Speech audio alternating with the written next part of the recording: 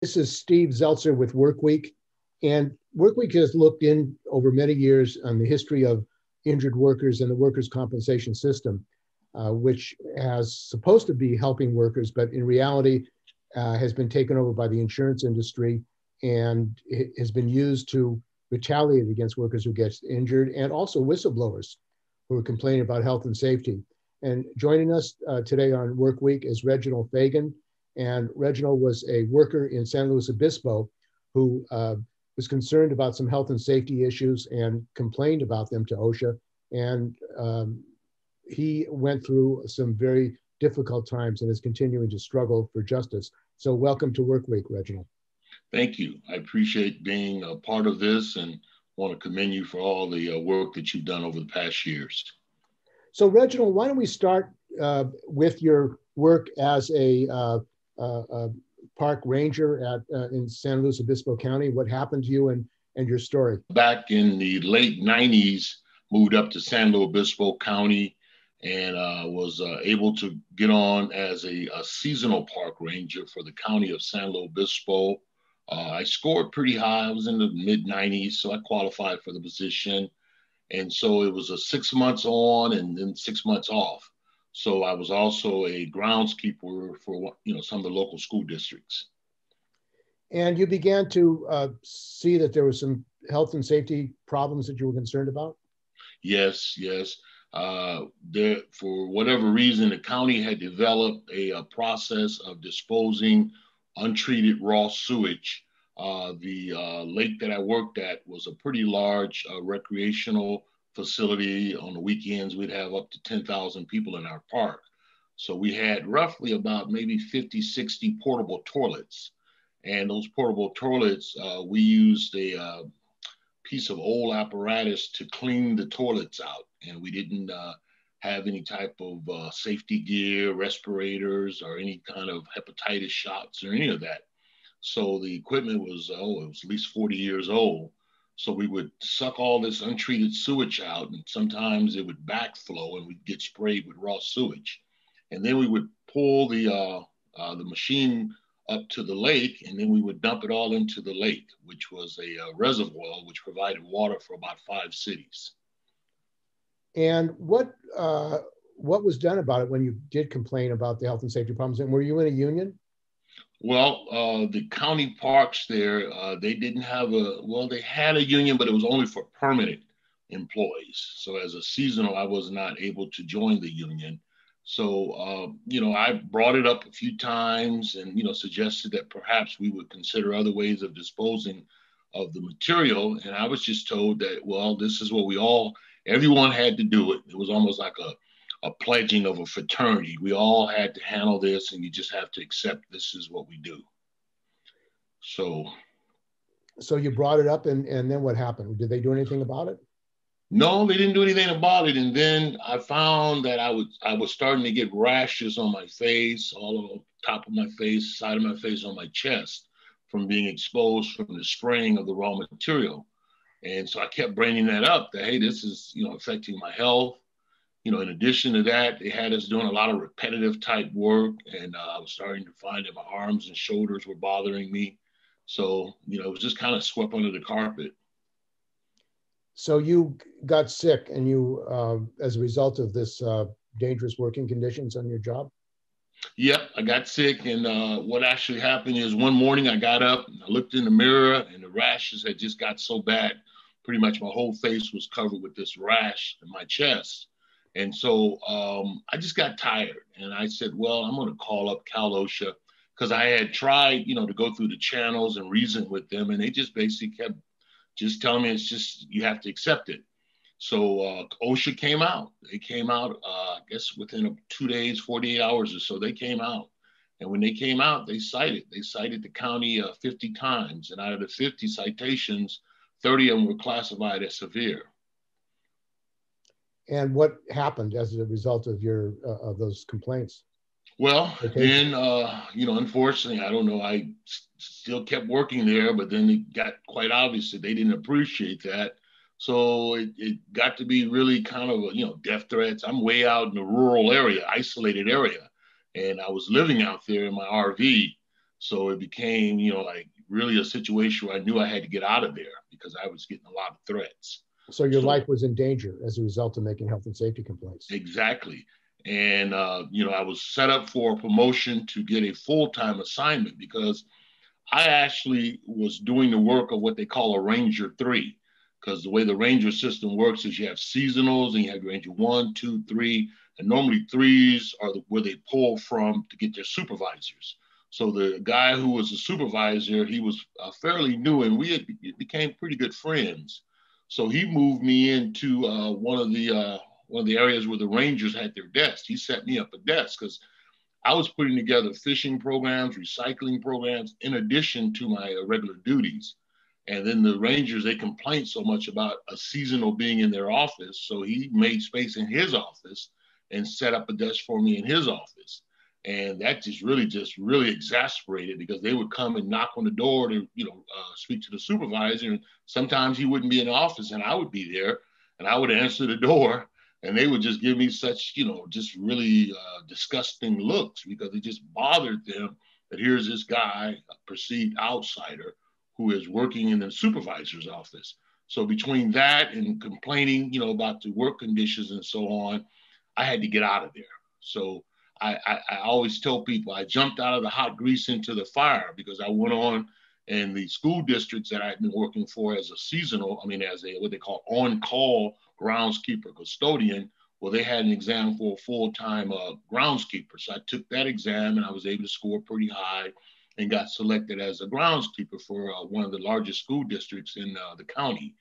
So, I left the county parks, went on as a full-time groundskeeper, and then transferred over to the state parks as what they call a camp host. Because I was a seasonal ranger with the county and a camp host with the county. So camp hosts are the people that live in the park. So I'd work my 40 hours and I work another 20 hours as a camp host. So that meant that I was there 24 hours when people would come to the park late at night. I was the one that kind of kept eye on the park. So I went over and I worked with the state Pismo Beach as a camp host, and then I worked with the school district. Little did I know that I just, like I say, jumped out of the hot grease into the fire because it was really bad there. And what happened there? Well, the district had an ongoing battle. The Latino workers and the white management were having issues. So I had been working there, like I say, as a seasonal person, as an on-call person. So the white management, their position was, well, we couldn't be racist because we just hired Reginald. He's a black guy. So they wanted to kind of use me as their justification. But I had been working there for almost 2-3 years, so I knew what was going on there. So I wouldn't allow myself to be used. So then that kind of set me up for another set of problems. Then the county parks, I remember one morning I came in real early, because we usually had to show up around 5 in the morning, but I came there around 4:30 or so. And the county park people, I saw one of the county park trucks. And the guy was in there talking to my supervisor. So that became the beginning of collusion. So they just decided, well, this guy, Reginald Fagan, he's an uppity black guy, and we've got to make an example out of him. And it just became, like I didn't get my safety gear. I was working, in conditions that were unsafe. The school district had problems with management, so we didn't have an immediate supervisor over us. So we had a lady in a whole different department giving us assignments, and she would never break the assignments up. So we would do a lot of repetitive type stuff. So it just, along with my shoulders and my arms, I finally one morning went to work on a Saturday, got off my tractor, was moving a school bench out of the way because the principal had left a note. She wanted us to cut the grass under the school bench. And we were right there on the ocean there because that's where that school district was. And it was cold. Didn't have my safety boots because they hadn't got them for me on my safety gear. That was in the contract. They were supposed to provide that. And my foot got caught up in a gopher hole when I was pulling the bench, and I tore my ACL. And it was a Saturday. So, the guy who was a supervisor, we were short of one of our guys. We have a team of 3. One of the guys had left that day. So it was just me and this supervisor, and he was on the big tractor. So I tore my ACL. I filled out the paperwork. I thought everything was just going to be about getting me, to the doctors next week and, getting whatever treatment needed. but that didn't become the case. That, like I said, they were colluding. So that just gave them the out right there that, okay, now we can get this guy. So then I applied for workers' comp. And it just set me down a path of just a nightmare. But let let you ask questions. I'm sorry. Okay. So you got injured on the job, Yeah. and you applied for workers' comp. And what happened? What happened there? Well, they denied me. They denied me because, like I said, I'm Reginald the troublemaker. And so I went to several doctors because I had, my medical benefits, and they confirmed that I had a torn ACL. And they also confirmed that I had severe nerve damage in both my arms and shoulders. So, naturally the process would have been that I would have been put out on my workers' comp benefits, but they denied my benefits. And so I fought on what basis did they deny your benefits? They just said that they didn't think that the injuries were that severe.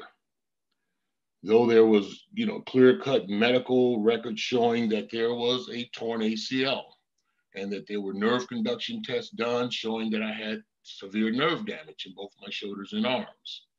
But they just felt that, that they didn't feel that the injuries were less severe. So they ultimately gave me an ultimatum to come back to work or they were going to terminate me. Well, I can't go back to work and I can't even walk. My leg was really messed up pretty bad. And so, I fought in the workers' comp system for 4.5 years. So why don't we talk about that? Because there are a large number of workers who have been denied benefits, and there's been obstacles put in their place. And you learned through that struggle that workers' comp actually, as a system, was not serving injured workers such as yourself. So how did you discover that? When they denied you the workers' compensation, even though you had serious injuries, what was your effort to appeal that, and what was the process you went through? Well, I reached out to an attorney, a local attorney, thinking that that's, what it would take to, have someone advocating for me. And so, in the meanwhile, I had no monies coming in. I applied for welfare, which I had never done before, but I had to try to get something coming in. And they just seemed like they kept postponing. And it finally got to the point where, like my RV, I had to sell my RV. So I was living in motels in my car, and I kept trying to fight him. And so finally, a friend of mine I went to college with asked me if I wanted to come up and stay with him in Sacramento. So I went up to Sacramento, and the attorney that was acting as my representative referred me to a firm up in Sacramento. And so, I'm up there, and that firm, their position was, you need to get your case out of that county, that we don't think you will be treated fairly there.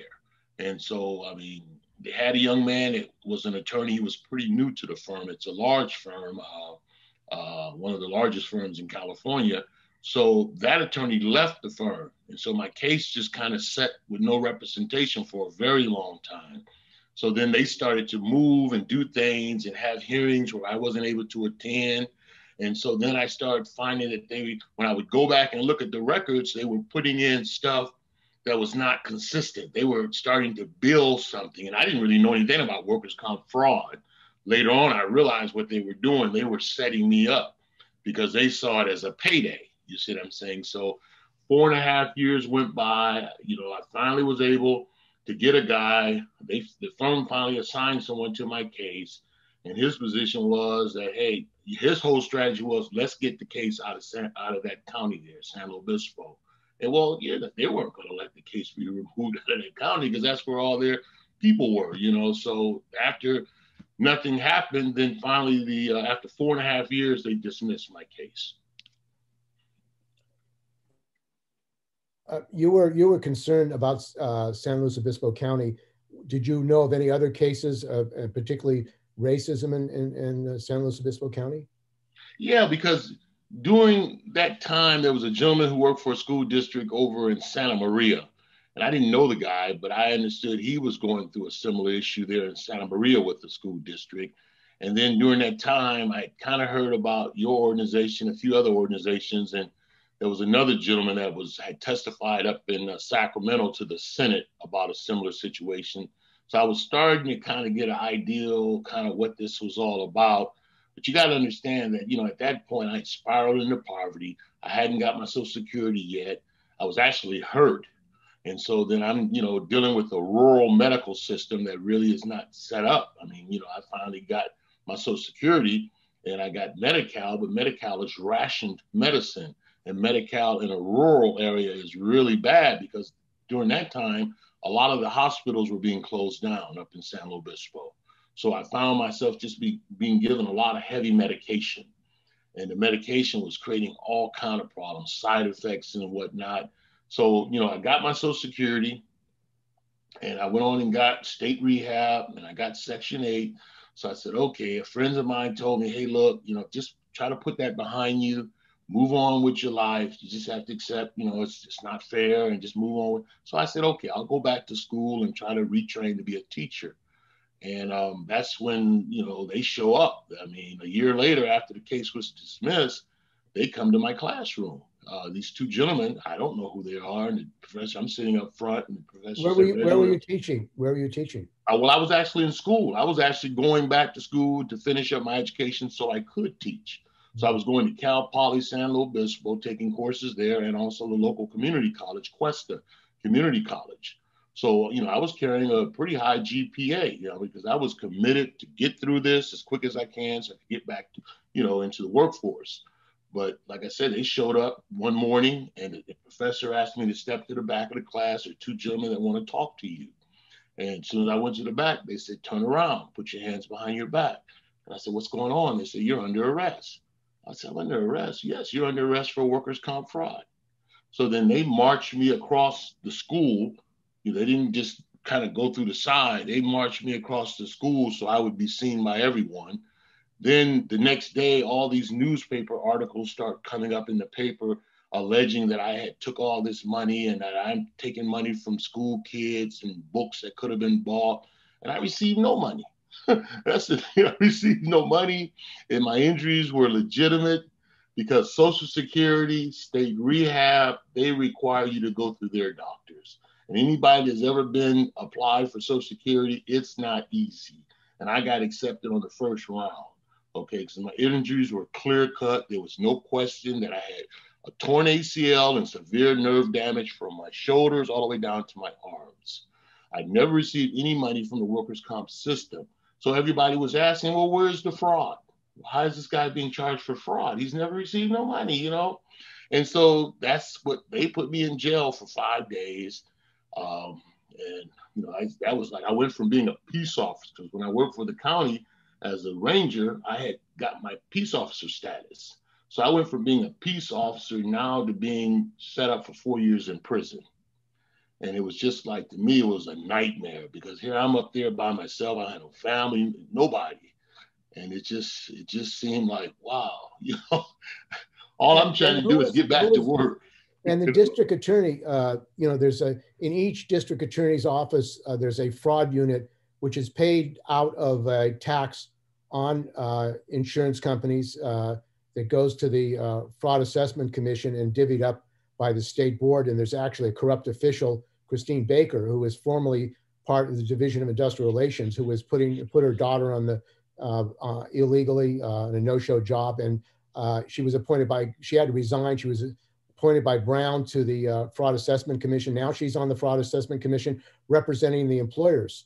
And Newsom was involved in that as well. So it seems that the workers such as yourself, fraud is being committed against them by district attorneys and by employers. And you were kind of in the meat grinder in this situation, trying to find out why they were after you. Well, that's true. And see, the irony behind it, and like I say, you know, you always have to keep in mind, I was a whistleblower, so the workers' comp system was used to basically retaliate on me, the broken system. And so it's what we call prosecution for profit. So what they figured was, okay, when I was not able to go to the different hearings, I was in Sacramento and I was hurt and couldn't drive 400 miles all the way down, and they would set up hearings and it would just be too short of a notice for me to get down there. They were setting the case up so it would qualify for the fraud. So when I went back through and looked at a lot of the material, it was fraudulent. At that level, they had already started the process. You see what I'm saying? And then what we found out later was the district attorney. There was some articles. Who was the district attorney at that time? Gerald Shea. And Shea is his family. They own Shea Homes, and Shea Homes is one of the largest developers in California. And the judge that I ended up fighting, he worked for the Madonna Corporation, which is another large developer. So what I started to find out was, because see, you got to understand, that was on the work side. But when I ended up ultimately getting an apartment up there, it had asbestos and mold in it. So I got air quality, I got HUD involved, and they cited my landlord for asbestos and air quality violations. So now the noose is tightened. Now what they're telling me is, you are an animal and that we're going to make an example out of you. Is because it's not that I went up there looking for trouble, but when I start advocating for my rights, then what one of the attorneys told me, he says, you pissed off some pretty powerful people in this county. You will never win any case here. The best you can do is take a plea because they want to make an example out of you. So like I said, what you were saying earlier with the monies, we found out that the DA had applied for a large amount of money, and that one of the guys that was part of his they contracted with a private investigator. Well, this guy was an ex-cocaine dealer.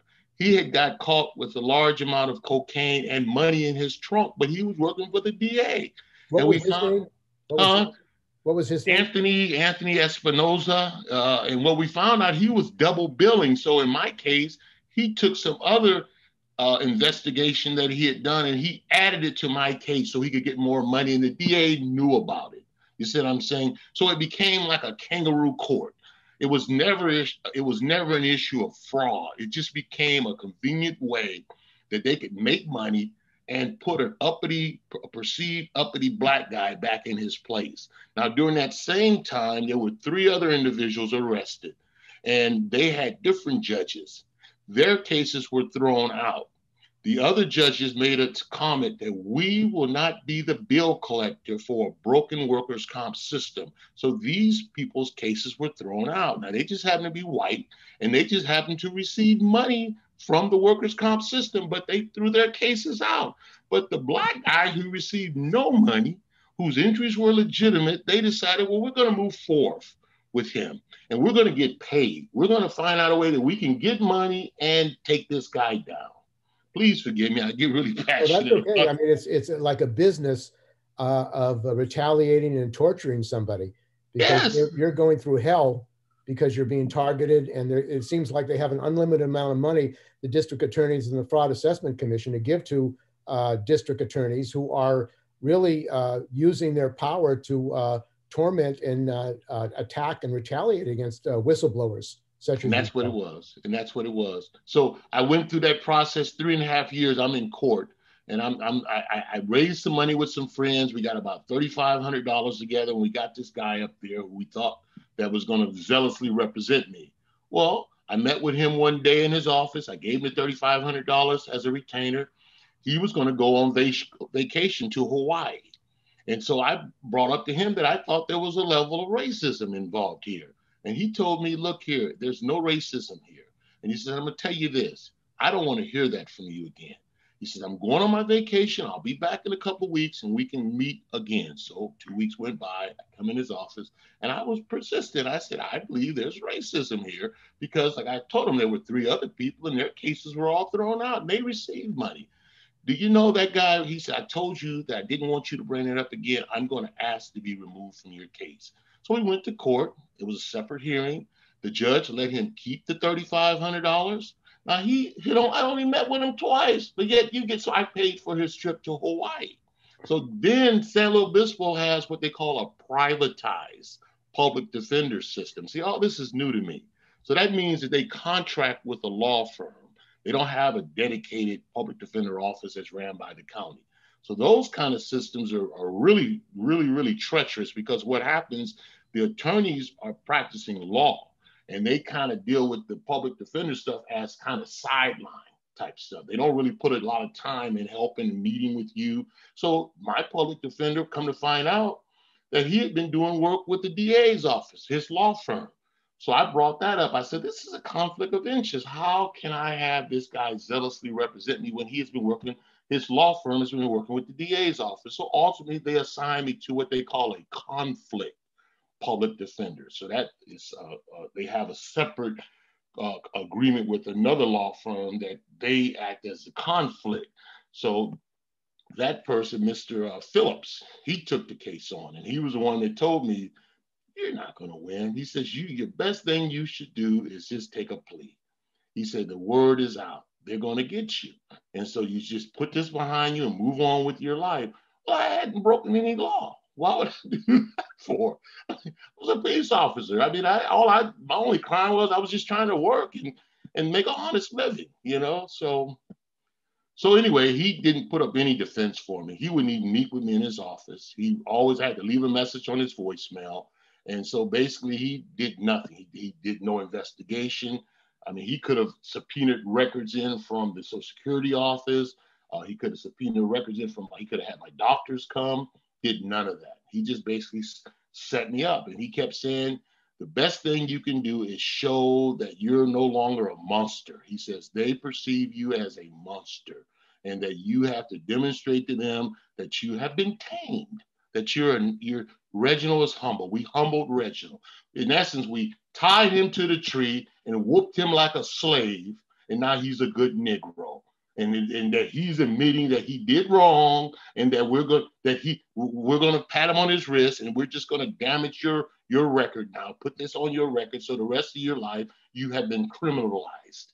You know, so I went from being a peace officer to a potential felon. You see what I'm saying? So, and I don't mean to speak so harshly because I don't see everyone into that, but it was just what was going on in that county, San Luis Obispo County. So let you start answering because I open up and I get the. So this, what appears to be a racist frame up of you, because you were a whistleblower, and you were trying to protect your health and safety, the health and safety of others. You're targeted, you're put through this criminal justice system using workers' compensation as a justification. And you made an effort to get support as well. I mean, how do you get support if you're an injured worker and you're framed up by workers' compensation, by the lawyers and the judges and these other people who are wired into making profit off the workers' comp system? You don't. I mean, that's what it became collusion. I never really understood the words collusion. I never understood the words character assassination, demonizing, villainizing. Those were words that were foreign to me. But after going through that process, I see what this collusion is about. This is when everybody in a small town decide that, hey, we're going to get this guy. We're gonna, you know, I went to school with this guy. He's my cousin. We go to the same church. It's a small town. And so they made it up in their mind. It wasn't about facts. It was about xenophobia. This outsider decided to come up in here. And even though with OSHA, they were considered wrong, with air quality, with HUD, every time that I filed a complaint, and I just didn't go frivolously filing complaints. It was a quality of life issue where my life was being impacted. And so they left me no other choice because their position was, you should be happy that I had people tell me, you should be happy, Reginald, that you're up here and you're working. I had one guy tell me, you got a white man's job. You're a ranger. Black guy. I was the first black guy to be a park ranger in that county.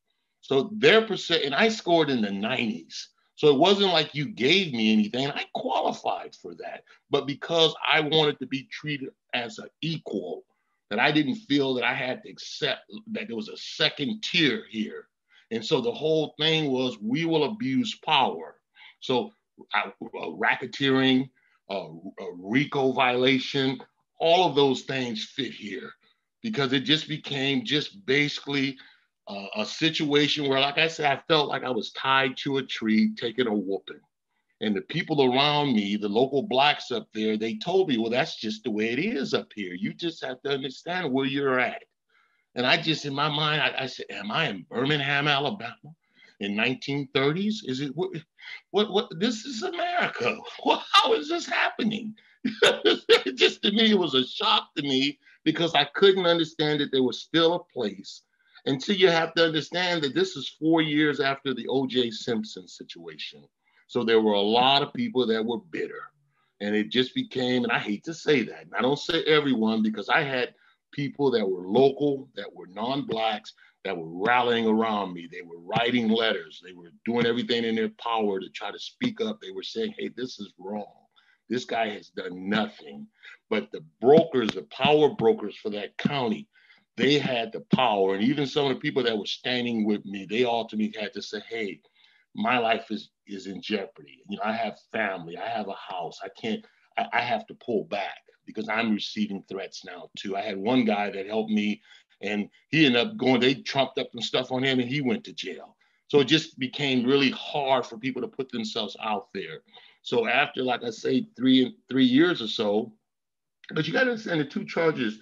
One of the charges, they had two charges on the workers' comp fraud. Let me share this with you. The first one, they said, well, you said that you couldn't walk without a cane. And we have photographs of you walking without a cane. I said, no, I said, I can't walk without pain, not a cane. So that case was thrown out. The second case was I went to see a doctor down in Bulington, which is right outside of Santa Barbara in February. It was extremely cold that year. I drove down from Sacramento, slept in my car that morning. At about 4, I got there, and I stayed in my car until about 9 when the doctor's office opened. I was supposed to see the doctor at around 9 or 10. And I waited in the doctor's lobby until 2 o'clock to see this doctor. Meanwhile, there were close to 15 to 20 Latino farm workers, and they were, the staff was filling out applications. I came to find out later that this guy was running a paper mill. And I came to find out later that this doctor is what they call a prostitute. I don't want to use the words that you really call him. They call him a whore. They said that whatever you pay him, he will say whatever needs to be said. So this guy saw me, didn't ask me was on any medications, just did a quick kind of talk to me for 10 minutes. But then it was his report that the DA used to take me down. The DA got into the office, into the court, and he did what he called a hop step. He says Reginald saw the doctor and he was doing a hop step, and that we had pictures of Reginald about a week or two earlier and he wasn't doing that hop step. Well, I drove 400 miles from Sacramento to Bulington in the middle of the winter, slept in my car. I sat in your lobby for almost 6 or 7 hours. I had issues with taking statin drugs because they were giving me a lot of statins. So I cramped up. I got a Charlie horse. So now I've got a 2-year prison term on me because each charge was 2 years. So the one was thrown out, but the second one was, they found me guilty on the second one. So because I had a Charlie horse, now I'm supposed to do 2 years in prison. It's just completely outrageous. Never were they ever able to prove any of the doctors' reports talking about the nerve damage in my arms and shoulders. They never were able to disprove that. They never were able, because see, a torn ACL, it doesn't heal on its own. You have to have surgery to have it healed. So if I was doing the funky chicken or doing the mashed potatoes, it still did not show that the ACL was not torn. You see what I'm saying? So there was never no scientific proof in place to say that, hey, this guy was lying about his injuries. And even the Social Security office looked into the matter and they said it's frivolous. They said, we've ran him through our battery of doctors. We checked with the insurance company. There has been no money paid to this guy. It's frivolous. That's what the Social Security office said. I asked them, would they dispatch some type of document to the FBI or to the U.S. Justice Department on my behalf? I was told that I should just be happy that I'm receiving my Social Security benefits again. And so that's kind of where I've been at. It's just been 21 years of a nightmare where I've spiraled into poverty. I've got all these other problems now with my health because of just side effects from medicine, from living in an apartment with asbestos and mold, breathing in raw sewage and whatnot. All that damaged me. And so that's to add insult to injury. I'm still with these charges over my head. And it's been like nearly impossible to get anyone because it's old now. It's an old case. And no one wants to be bothered with something. Oh, you should just, I've had people say, oh, just put that behind you. But put it behind me. It's a felony. I mean, I'm 63 years old and I'm basically just relegated to have to live the rest of my life with this legal abuse syndrome. And that's what it's come down to. It's it's a feeling of being screwed. You see what I'm saying? It's a feeling of what did I do to deserve this?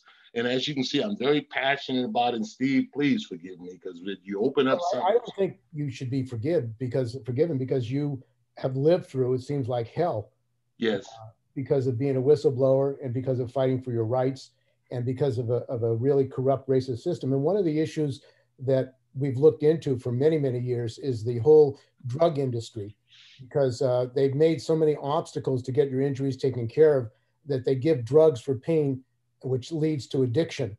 Yes. So it's a big problem of addiction in the workers' comp industry. Maybe you can talk about that because you're not the only one. They've done surveys about addiction, and they never really discuss why workers become addicted to drugs, injured workers, because they can't get their health care taken care of, their surgery and other things. Well, as I mentioned earlier, like I said, because I was in a rural area and that county was closing down a lot of the hospitals and doctors' offices, I found myself having to go down to LA. They would refer me down to UCLA Medical Center, down to Martin Luther King Medical Center. And so, like you said, when I would go down there, because of Medi-Cal being very rationed, the reimbursements on Medi-Cal are very low. So a lot of the doctors, they don't really want to take it. And if they do take it, it's like they create like certain days that they see Medi-Cal people. And so you'll go in the lobby and there'll be maybe 30, 40 people in there. And all they're doing is just like a revolving door. They just send you in there. And before you even open your mouth, they're already writing the prescription. It's just a given. Okay. So it's heavy pharmacology. I started learning what that was all about. So, here we go now with the Medi-Cal ration system, and then the pharmacology. They're making money now. These different drug companies. Now there's and when you're hurting, and a lot of people that have gone through this vicious system, they're on the bottom. Unless they have a support system around them, they're pretty much homeless. They're living in conditions that are rough because, their whole thing is to wait you out. So now you're taking all these drugs, and on a few occasions, I was given drugs that were banned.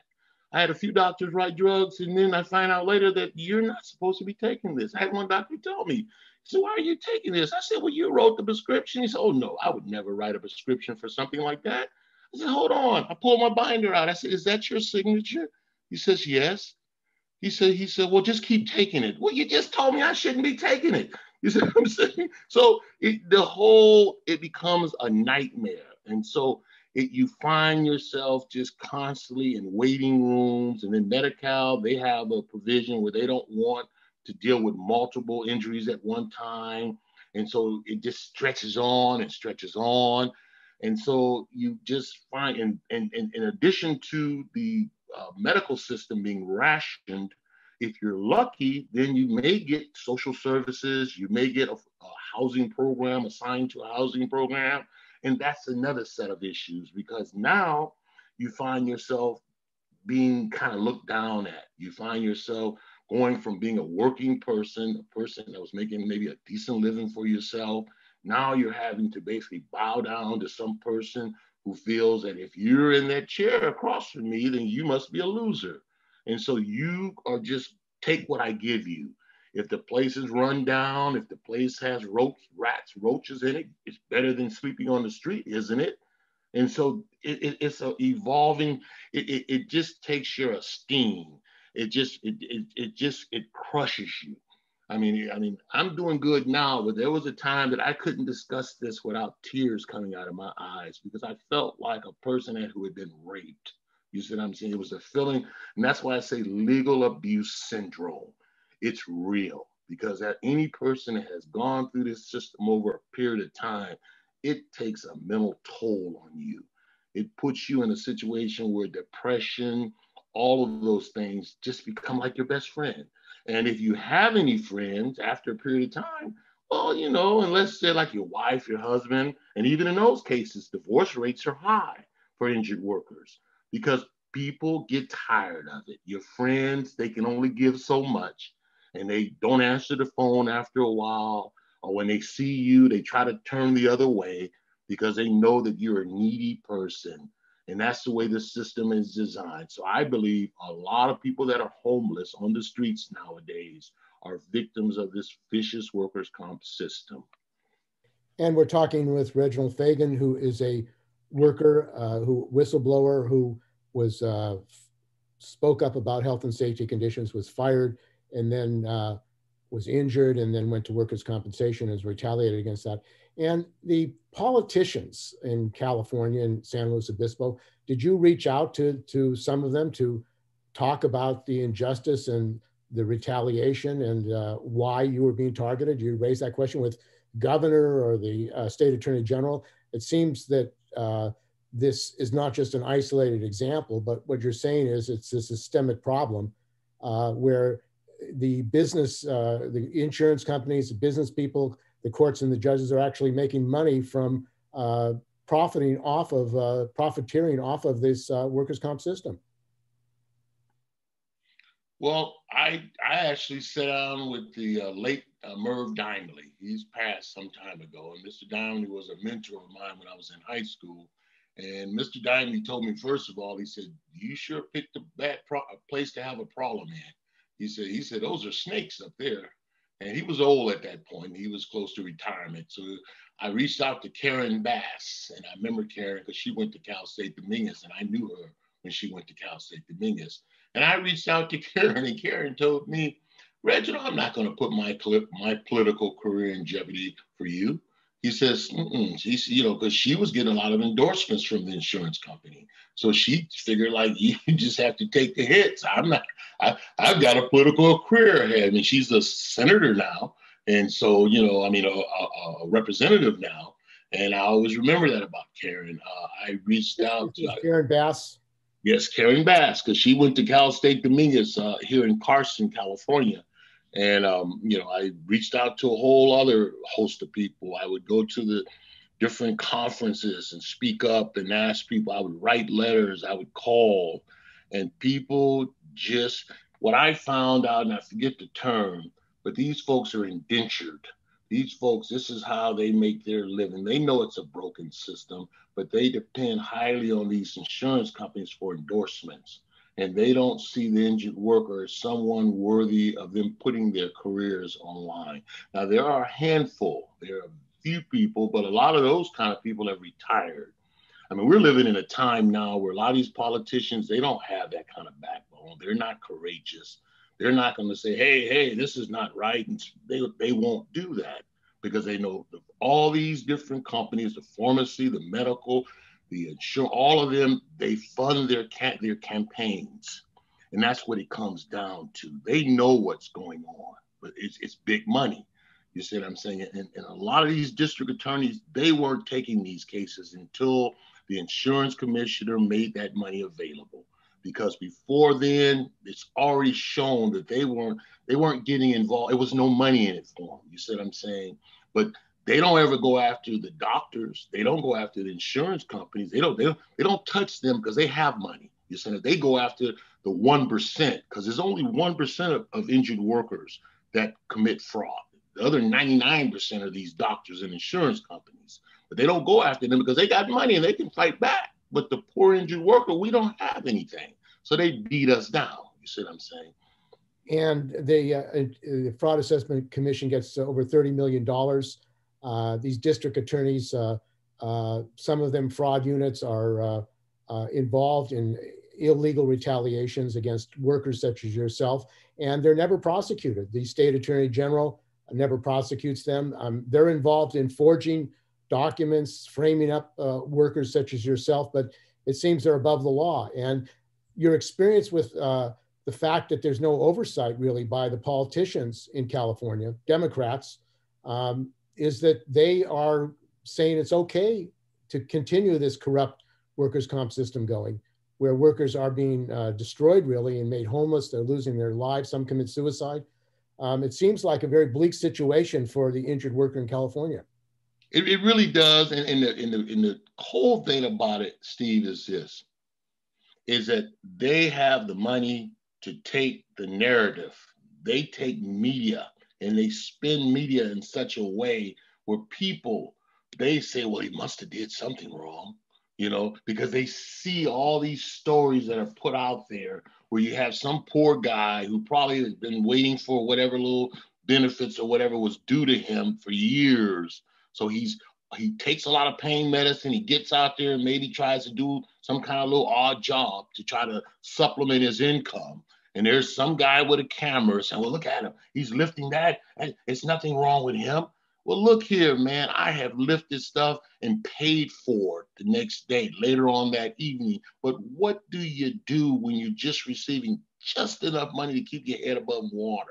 You see what I'm saying? So they spin it. And so it just creates a situation where the general public, they assume that those are bad people, those injured workers. They're bad people, not knowing that it could be your brother, it could be your neighbor, it could be anyone can find themselves in this hellhole.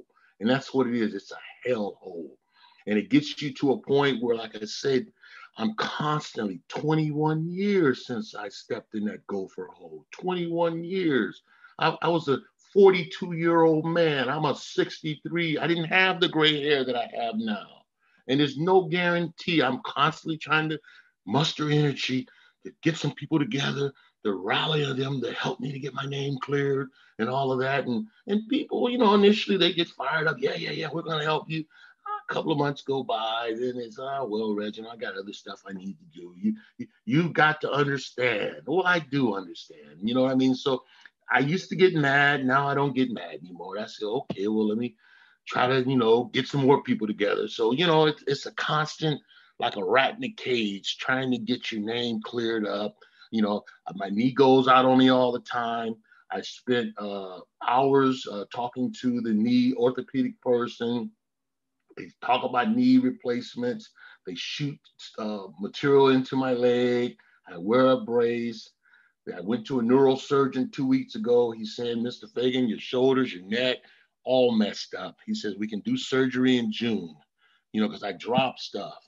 I piss on myself because I can't zip my zipper up. I have to wear the slip-on shoes because I can't tie my shoes. I put my face almost into the plate because I can't bring the food up to my mouth. And so every day I'm reminded that I got screwed. You see what I'm saying? But meanwhile, the taxpayer has to take the tab. The taxpayer, so all the Social Security programs, SSI, SDI, are being drained. The insurance companies, through cost shifting, they're making record profits, but the taxpayer has to step up and pay the tab for people who legitimately should have got their benefits. You see what I'm saying? And that's the cold reality, is that these corporate giants are making record profits. And these politicians are being able to fund their campaigns. And these district attorneys, them and their cronies, are able to make it out like fat cats. You see what I'm saying? But the poor taxpayer, the injured worker, we're just left, abandoned and just good luck. You see what I'm saying? So, Steve, it's enough to make you cry. I'll just be honest with you. Well, it's something that the people of California, the working people of California in this country, need to stand up against, because it's the destruction of working people such as yourself and the systemic racism against Blacks in this country who stand up and fight back to defend themselves for basic human rights. So I want to thank you for joining us on Work Week, Reginald. And this issue, this struggle of your life is not just about yourself, but many, many other thousands and thousands of workers. And it's about the systemic corruption in this really capitalist system where the companies, as you were saying, cost shift their expenses to the public. And you have politicians, district attorneys, the judicial system, and the workers' comp system combining together, as you say, in collusion to make the worker pay, to make the injured worker pay. So thanks for joining us, and we hope to get the word out about your case and struggle. Thank you so much, Steve. And like I said, keep up the good work. We applaud you for your commitment to help injured workers, and you just be safe in the midst of COVID.